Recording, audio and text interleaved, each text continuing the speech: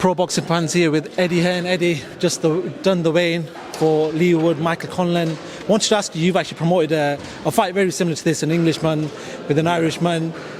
Similarities between Scott Quigg and Carl Frampton. Is there anything leading up to this fight? Yeah, it's the same. I mean, probably not quite the same in terms of profile, because obviously at that stage Scott Quigg had defended his world title a number of times, as has Carl Frampton, and 2 world champions facing off. But the same kind of energy, the same kind of fan bases. You know, we're going to have 10,000 in Nottingham Arena tomorrow night. The atmosphere is going to be incredible. And it's a really, really good 50-50 fight, as was that. That one actually didn't catch fire in the way we thought it would, but I really believe this one will. Michael Conlan, outstanding all-round fighter. Leigh Wood, technically very good, can really punch, going to have a whole city behind him.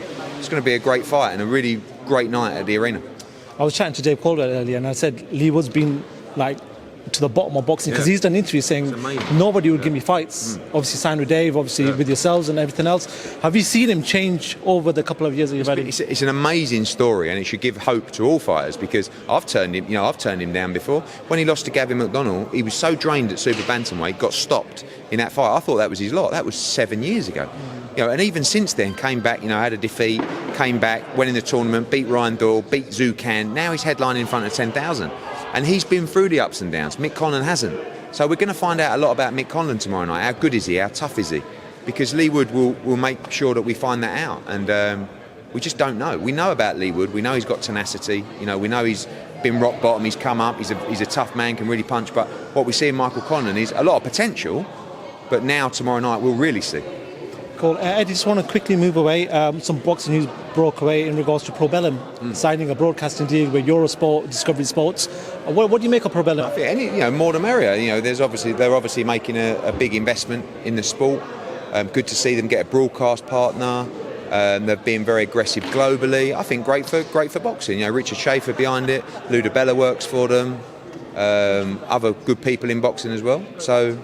Honestly, the more the merrier, and we've done some co-promotional stuff with them. I'm sure that will continue. So I have a number of other promoters, and I think it's good for boxing. Yesterday you did quite a lot of interviews talking about Anthony Joshua. We know the whole situation with Alexander Usyk. Hope he's safe and everything else. But what's the latest with Joshua? He's named you a couple of opponents, Deontay Wilder being that standout one. Any talks with any of the teams? No, I mean, as I said yesterday, Josh's idea of what is a warm-up fight, really, is very different to mine. I mean, he wants to fight Wilder and Ortiz and Joe Joyce and Whyte and all these guys. But if you're waiting for Alexander Usyk, really you should be taking a smarter fight, in my opinion. But AJ's not really about that. So we firstly need to get the confirmation from Team Usyk about the delay. Everyone's jumping to the conclusion there will be an interim fight. But we need to hear that from Alexander Usyk, and we expect to do that this weekend. So once we do that, we'll look at potential opponents. We're looking at end of May, early June, and we'll go from there. Another fight in the heavyweight division, Dillian Whyte, Tyson Fury. Bob Arum's come out and said Eddie Hearn shouldn't be talking about a fight he's not involved in. People should stop asking me about it then. I get a million questions a day about that fight. And actually, Bob Arum's a tit, because if he wants that fight to be as big as possible, he should want me to talk about it. I mean, who listens to Bob Arum anyway, particularly in the UK? So it's a really good fight. I'm not promoting it. I've never said I'm promoting it. I get a million questions a day about it. I'll give you all time. I'll answer it all. That's all I can say. Quick one, Canelo, Bivol. Obviously there's been talks, or there's been something come out from Vladimir Klitschko talking about the whole situation. I know it's sensitive, big political situation going on.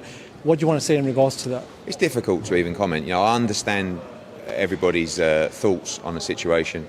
I think Dmitry Bivol, I think his mum's from Moldova, his dad's from Korea, or vice versa. Like he lives and trains in America. It's very difficult, and hard when you've got a personal relationship with that person, and they've already made their stance clear in public about their desire for peace. And I know how hard this young man has worked for this opportunity in his life. But I understand both sides, and ultimately we'll be led by the commissions and the government and people like that to decide. And at the moment, obviously, the fight goes ahead, and we'll see what happens.